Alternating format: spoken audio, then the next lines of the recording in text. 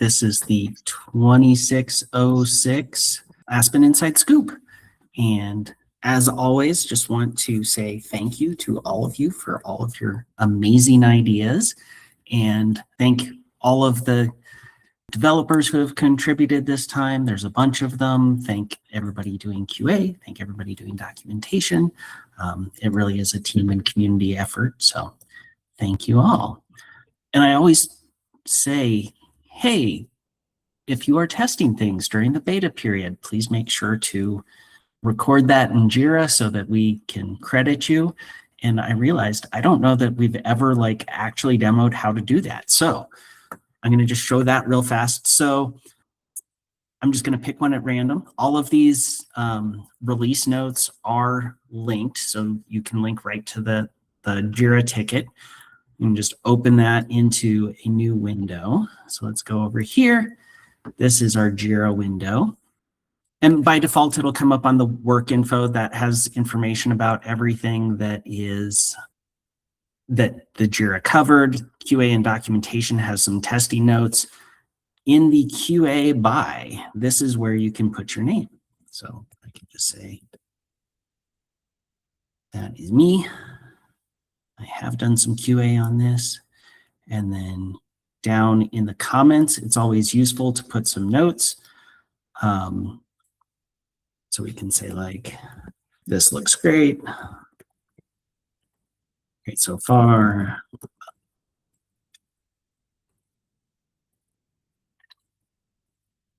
This has problems. I found this little issue. Save those.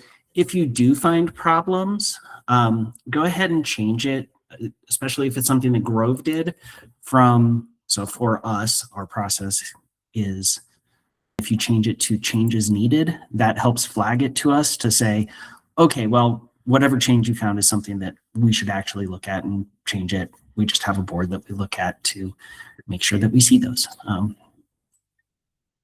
that's in QA. Also wanted to note that you can get to all of the help from here. So there's a link to Confluence down at the bottom left there.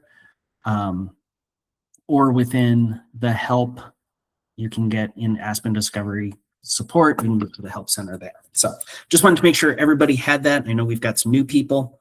And if you see any issues in the documentation, feel free to just ping us to look at it, or feel free to update the documentation as well. If you see something that's just like, hey, this could be worded different, or the information is incomplete, feel free to do that. We automatically track who's contributing. So yeah, without further ado then, I'm going to get into the rest of the demo. So Aspen LiDA, I'm not going to demo this today. We've got a lot to cover.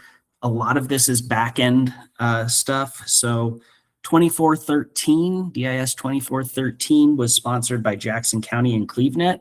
And this is kind of reorganizing the back end to make it easier to debug, make it a little more stable so that we can tell what's going on.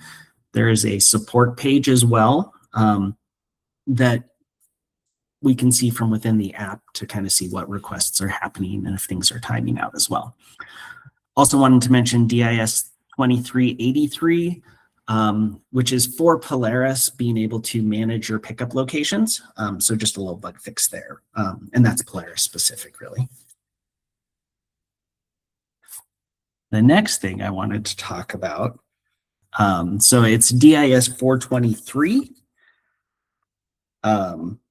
And this is sponsored by CW Mars, and this is the ability to schedule offline mode in advance. So the idea here is, hey, offline mode happens in the middle of the night. We want the ability to say, hey, for offline mode, we want to say we're going to start that at 10 p.m. And that's going to go until the 5th at 3 a.m. Then you can also choose, do you want people to be able to log in to do e-content or not? Save that, and then tonight that will go through and be offline, which is really neat. We can also then say, like, if we do schedule it for now, we can say that is scheduled. Like if we say it is noon now. So if we start that at noon, then we would immediately go into offline mode and get the banner. And then as soon as it's done, it automatically clears itself. So very cool. It will let lots of people sleep. I'm just going to clear that and say that we're back online manually. All right. Next is OAuth. So we have some API and OAuth updates. So this is DIS 2214, and this was done by Grove in conjunction with OpenFifth. OpenFifth had updated or had talked about a better API authentication system, which we did. With this, we have two new permissions. We are not enabling them by default for these just because we don't think a lot of people are going to be using it. So there's administer OAuth2 and administer OpenID. What OAuth does is it's a standard way of authenticating APIs. This is something where if you want to use it, talk to us and we can help you set it up. There are new, so we have a new client here. So we would say we're going to, did I not? Let's save that so that we're back in online mode. Okay, now we're online. Okay, so we're going to give this client name. This is just going to be our Rogue demo auth client. There's a couple of different ways that you can do this. So you can do a web application, native mobile app, service APIs or clients. You can control what people can access. So this is really the cool, one of the cool new things with OAuth is we can say like, yeah, we've got a mobile or we're doing an integration with our website or something. We want to get Aspen data, but we don't really want people to be able to get user data. So maybe we just want information about grouped works, about lists, items, and searching, but that's really it. You can then set a redirect that's used more if you're using Aspen as the identity provider. So basically, Aspen can now act as single sign-on for other external systems. So they would come to Aspen login, then get authenticated out. Once we change these, we will then get a client ID to use as well as a client secret. And that will allow you to authenticate with Aspen. So again, kind of a techie thing. A lot of people won't use it. We will be working to migrate various people that integrate with Aspen to it. So some of the different mobile apps will start working with them to implement this. It just works better than authenticating with IP address, which is what we used to do. If you have questions on any of that yet, please feel free to ask. All right. Next is some e-commerce updates. We have a lot of cool e-commerce things. So DIS 2384 was sponsored by Helen Plum, and that is adding a receipt for Square payments. So this is just the same way that Stripe worked. So you get your receipt with each line item that you paid, and that shows there. That will also show within the e-commerce report, so you can see it. And then if you click in and get more details, you can see it as well. So, so this is just in the patron's payment history. When you go through and pay, it will display the receipt for you at the end of it. So nice functionality there. So thank you to Helen Plum for sponsoring that. Next, we have DIS 2394, which was sponsored by Share. And this is additional information in the e-commerce reporting. So we've had the e-commerce report. we have added over here at the right, a view details button. And what this does is it displays all of those line items. So this should match the receipt if you're using Square or Stripe, or it will give you a list of everything that's been paid. We just have a bunch of manual fees, but if you have like your the title of books that are lost, that kind of thing, that will also display. So whatever we're getting back from the ILS. The other thing that we added there then is a payment details report. Within that payment details report, this is now just a list of everything that has been paid. So we can do this by, so we'll get the most recent stuff first. So here's the fee that I just paid, and then additional things. So that way you can see them easily. The main use case for this was, hey, I want an easy way to go through and figure out what books have been lost that I might want to reorder. So you can go back through and do and work backwards. So thanks to Share for sponsoring that. That should be really helpful for people doing account reconciliation and stuff. Next, I wanted to mention events. If we look in the release notes, just wanted to give a shout out to OpenFifth. They have been doing a ton of work related to events and event registrations. So they've added an event waiting list. So that's DIS 1909. They've added management of event. They've added event attendance management, which is DIS 1957. They've added some report downloads, which is DIS 1185. So take a look at all of that. It's neat stuff. I don't have time to do a demo today, and they should be providing a recording. If not, we can do another recording for y'all at another time. But yeah, just wanted to give a shout out to them. It's really neat stuff. So thank you to OpenFifth for that. Next, we added LocalHop integration. So this is another event platform. So it's just another event platform. We're handling it via an RSS feed to load the data.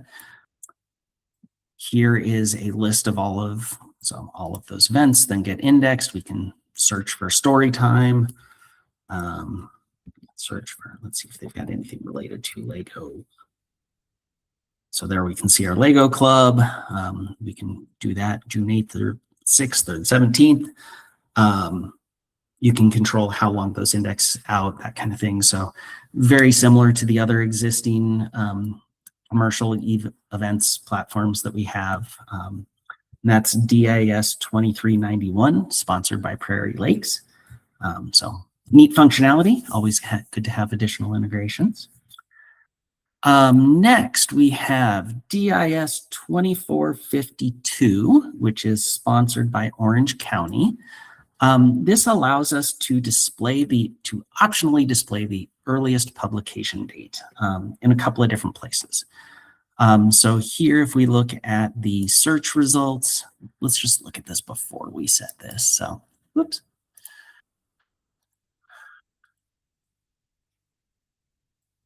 Okay. So here we've got Pride and Prejudice. We don't have the publication date. You can see it if you click into the books. So we can see that we've got a publication date here of 2008 or 2021. It can be useful to know up above what the earliest publication date is, just to help with some of those sorting, to figure out if this is a new thing or an old thing. So we'll turn this on. This is available both in search results and in the full record display. So in the full record display, you can also show the earliest publication date. If we save that and then refresh here, we'll get our earliest publication date. So it'll just show the publication date. Obviously, this was not first published in 1980. I will have a question later and also at catalogers for how the heck can we get the real date that this was written? Because that's what people want, is this was first written not in 1980. It was written, I don't know the exact date, but many years earlier. So around 1800. So it'd be great to get that. But for other things that are more recently published, it will show a more accurate date. Yeah, so that's neat. Should help guide patrons to more accurate content. And yeah, as James says, theatrical release for movies, also something we want. That's good stuff. Next, DIS 2381, sponsored by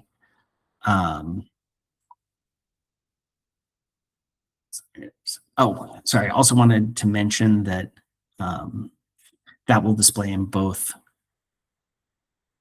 the horizontal and the vertical display of formats.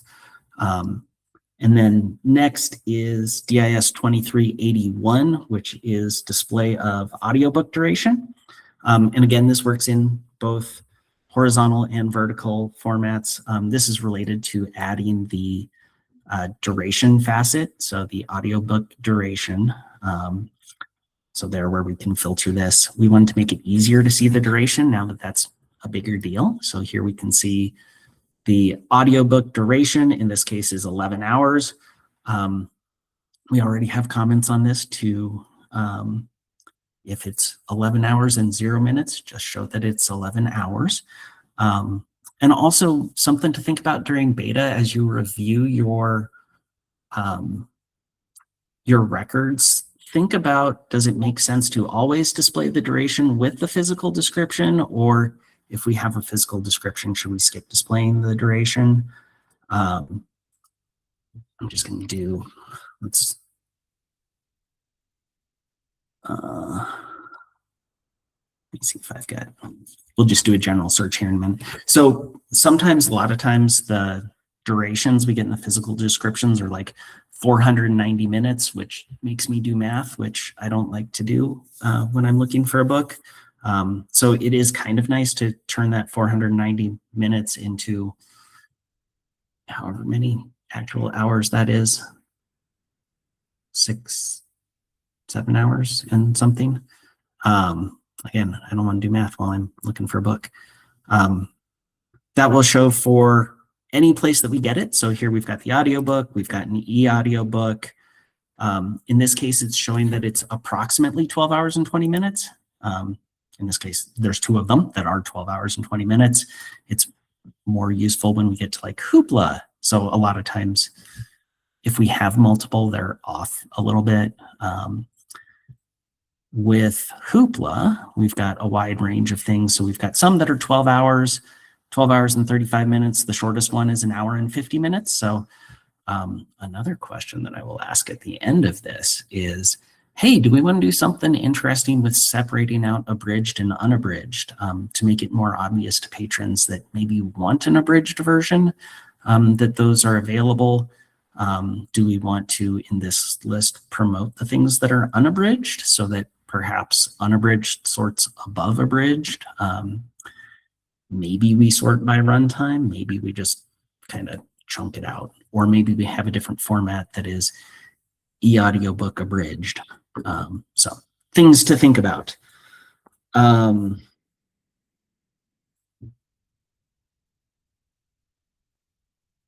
then, yeah, I think I said this is sponsored by CWMAR, so thank you to them for that. So you get lots of good audiobooks and duration stuff there. Oh, and then, sorry, the duration shows for the audiobooks here. So we get the duration there. You do have to click into the actual edition. So here for the audiobook, we can see them there. So just a little bit different depending on if you're horizontal or vertical. All right, now we can go on to, oh, and just here's some additional ones. So here's where it's like, this one's 577 minutes, which is 9 hours and 37 minutes. This one is 8 hours. Our durations are still updating. We loaded these, but that's, yeah. Yeah. 20.5 hours. This one's 18 hours. So take a look at all of those different durations. Okay. Now, DIS 2386, which is sponsored by Lynx. And this is how we're dealing with nonfiction titles, especially nonfiction titles when something is checked out. With the horizontal display, it's a little more obvious when things sort a little bit differently. So what we were getting was this would say on shelf, but then immediately after it would show that it was checked out. And that's because we were sorting the editions based off publication date. So because these are nonfiction, we're saying, hey, the 2019 edition of iPhone the Missing Manual probably has newer information than the 2018 information, and probably you want the 2018 edition. We do want to call out, though, that, hey, it is on shelf. You could go get it today. So now I'm going to place my hold. What we're going to do is add an option that says you're placing a hold on an earlier version of the title. If you need the latest information, you can get a newer one. Times might be a little bit longer. And then you can say, okay, I do want the 2018, or I want the 2019 that is currently checked out. Hopefully this will help drive patrons to the copy that they want the most, and also will help them understand what's going on. So there, I'm on hold for the old version, or for the new version, even though I have to wait for it. All right, next wanted to talk about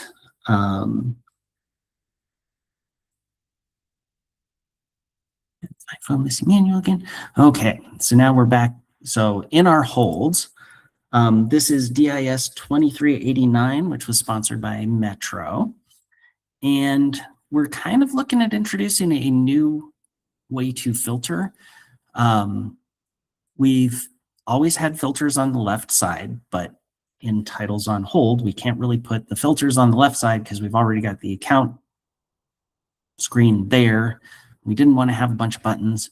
We've had a design to do filters in a horizontal kind of bar for a while now, and being able to do this is a good reason to start using that. So we want usability feedback on this, and we expect to be tweaking it over the beta period. But the idea here is that we can say, okay, I want to just select, I just want to see my books, and we can filter that way so we can see our available books as well as our pending hold books. Or if we wanted to, we can clear that and go to our, let's just see, our audiobooks. In this case, I've got one that's ready. So Breaking Dawn is ready.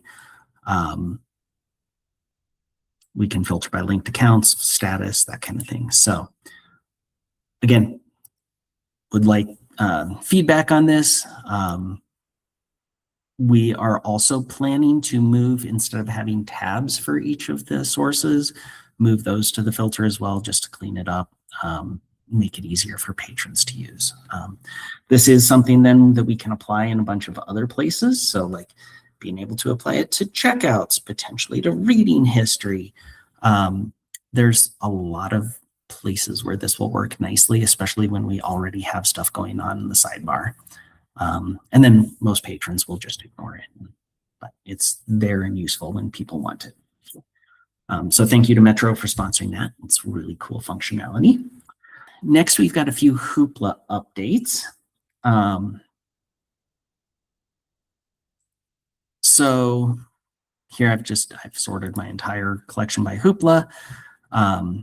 We are using, so Hoopla has a new field.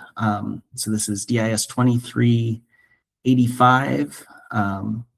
and Hoopla sponsored this. So they have a new field called artistFormal, which displays authors as last name, first name, rather than first name, last name, which is going to let us get the author name correct more times. In Aspen, we like it to be last name, first name. So this helps us. We were having to do some janky things with music to say, well, if it's music, don't try to convert it into last name, first name, because it's probably a group name, except for all the cases where it's not. So having that in the correct order will help a lot for both record grouping and for just general display. So here shows as we go into Hoopla ebook. Previously, it was showing Jane Austen. It will now show Austen Jane.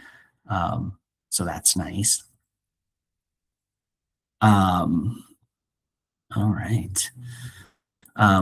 Also, shout out to ByWater. They did some work on DIS 2478 to add movie and TV ratings for Hoopla content so add the ratings for Hoopla content to the movie and TV rating, or the content rating facet. So you can see all of those here. And then if you do see ratings that you don't want, those can always be excluded from the catalog, either entirely if you contact Midwest Tapes, they can exclude them entirely for you, or they can be excluded in Aspen. But good information just to see what all there is there, and good for people that want their TV PG or get the TV Ys for all the kiddos. So we can narrow in on that. We also added, as part of DIS 2461, let's see, so translations. So Hoopla has subtitles and dubtitles that I think maybe aren't active in the staging environment, but they are. So if something has been translated and is available in multiple languages, you'll see that information appear in the translations facet. So that's DIS 2461. All right.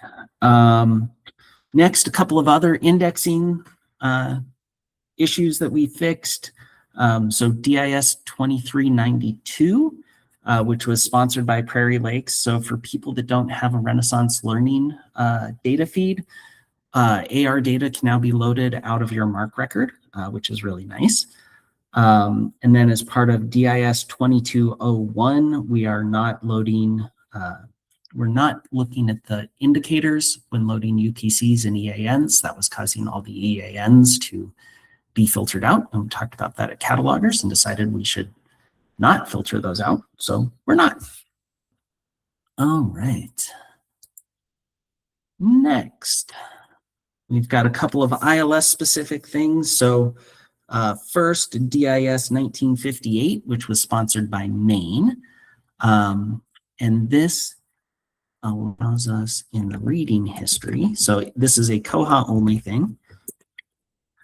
So in the reading history, there's a new option to force patrons to opt into reading history. So what can happen in Koha is you might have reading history or checkout history turned on in Koha for patrons to be able to record it for staff purposes. But you don't want users to be automatically opted in within Aspen. So this is a new option. If you check that, even if they're opted in Koha, they will need to opt in again in Aspen. So we just won't load that default from Koha. Next, a couple of Polaris updates. These are both sponsored by Share. I won't demo these either, but DIS 2395 and DIS 2450. So DIS 2395 adds a display of credits on the finds page. So if a patron has credits, it will list those in a separate section underneath the fines, so that patrons can get an accurate idea of their kind of financial standing. There's not a way that we know of in Polaris to apply it, to have a patron apply a credit to their payment. So they will still have to talk to staff to do that. So separate sections just to avoid confusion. And then DIS 2450, again, also sponsored by Share, just gives a new option to not fetch libraries and locations from Polaris during indexing. Most of the time it's nice to do it, but every once in a while it can just get annoying if you've got a bunch of deleted libraries or deleted locations, like old members of the consortia, that kind of thing. It can be hard to clean them up sometimes in the ILS. And now they won't keep coming back into Aspen and annoying people. All right. Next is reading history updates. So with reading history, we previously were searching just the database for title and author, which led to cases where if I searched for, here, if we search for, let's look for, so if I searched for Eric Clapton, it would give me no results because it was doing a database search and it should have been Clapton Eric. It will now go either way. So we're searching Solr now instead of the database. And then we get the same results either way. We can also search for, it'll search title, author, and series. So we can search for dog, and it'll give us all of our books about dogs. We can search for series, and if we search for like Alex Cross,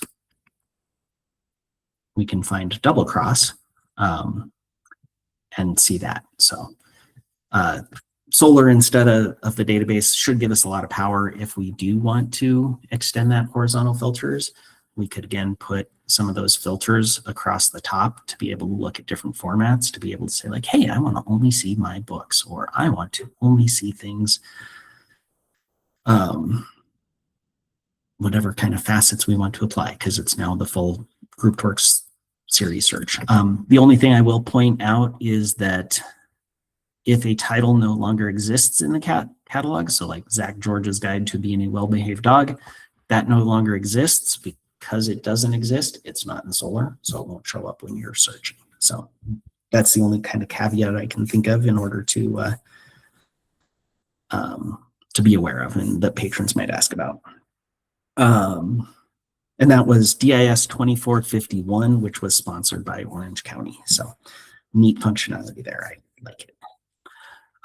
Also sponsored by Orange County is DIS 2469, which the saved searches are really popular now, and they're really cool, and it's great to get updates, except for sometimes you don't want updates. So like maybe my mice book, I don't really care about getting updates. I can now turn off notifications for these. So I've got a lot of dinosaur stuff. I can just turn those off if I don't want to get notifications. So good functionality there. We also, for them, as part of DIS 2466, did some cleanup of the template variables just to make sure that everything looks good. There were a few little errors in there that we hadn't caught when 2605 came out. So thank you to them for sponsoring that work. It's really cool. I'm enjoying getting all of my new books via safe search alerts. Next is series updates. So this is DIS. There's actually a few different related ones, but the main one is DIS 2396. We talked about this last time. We're going to have a new version of series. So if we go into our series settings, we will see that we have version 1 and version 2. So version 1, version 2.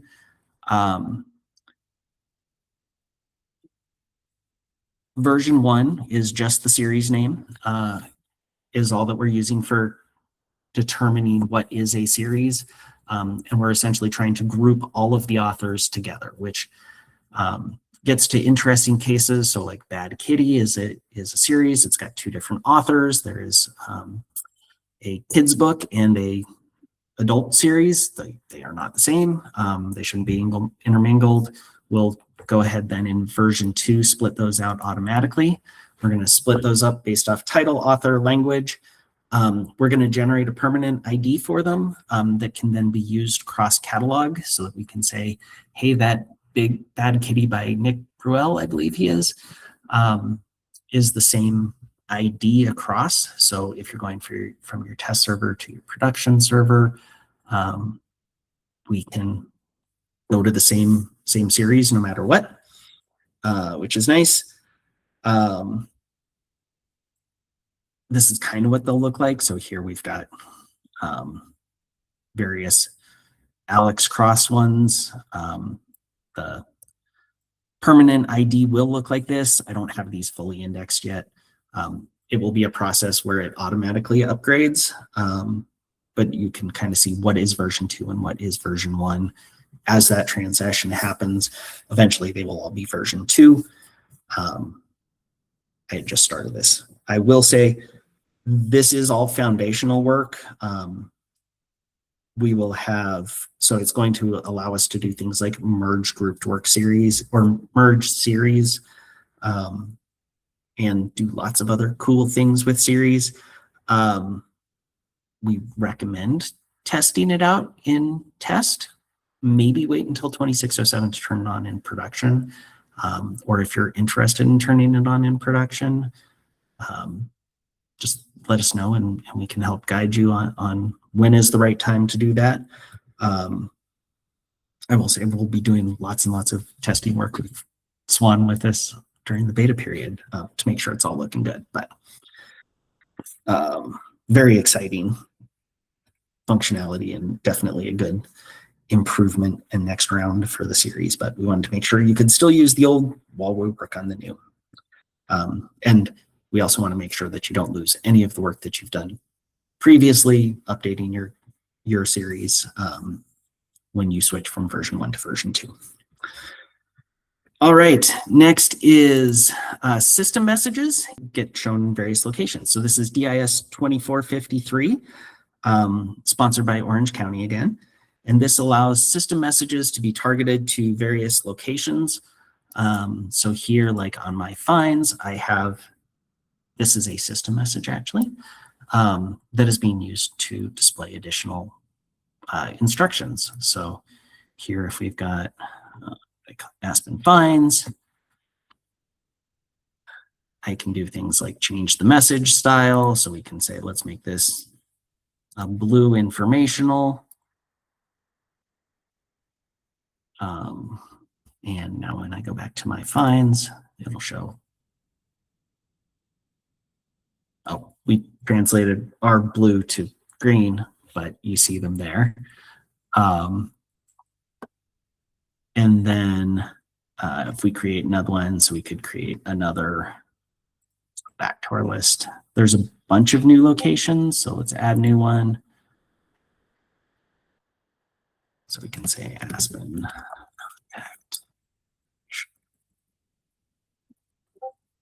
So we can say to update your address, let's visit.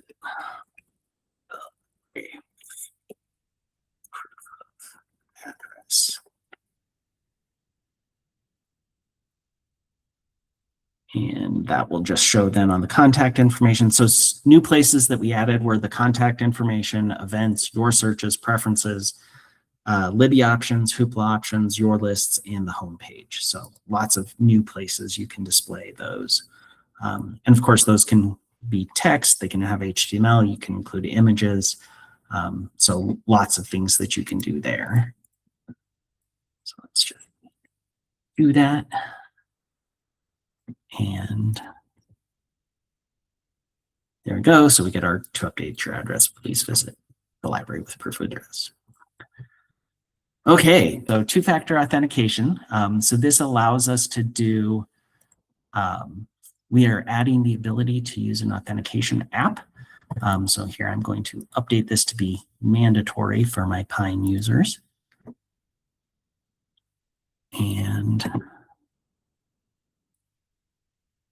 okay, so now I will sign in. I'm going to sign in with a new user.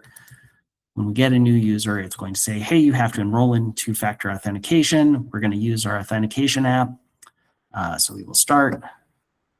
We then get a QR code, which I will then scan on my phone. That opens my Authenticator app on my phone. And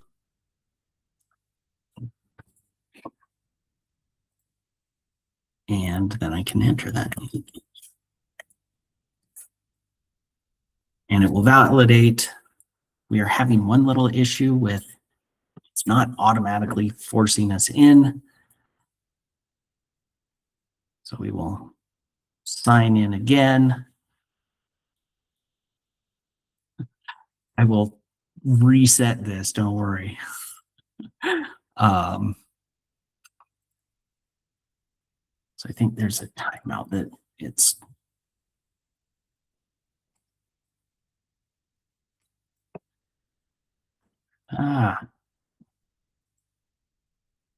okay, so there we go.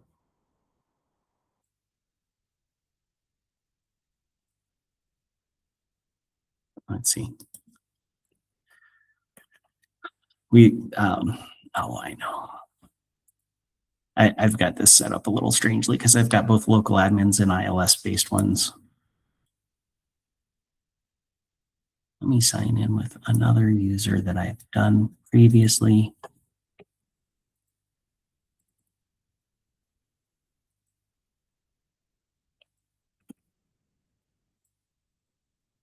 Okay, so there I've authenticated with another user, got through my Authenticator app. In account settings, there's security settings. So right now we've got the Authenticator app set up. We could also set up email. In the two-factor authentication settings here, you can say, is it mandatory? Is it not mandatory? Is email allowed? They're called TOTP apps, so Google Authenticator, etc. Are those allowed?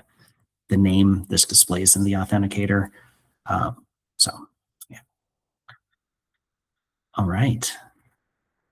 I think that's the end of my list.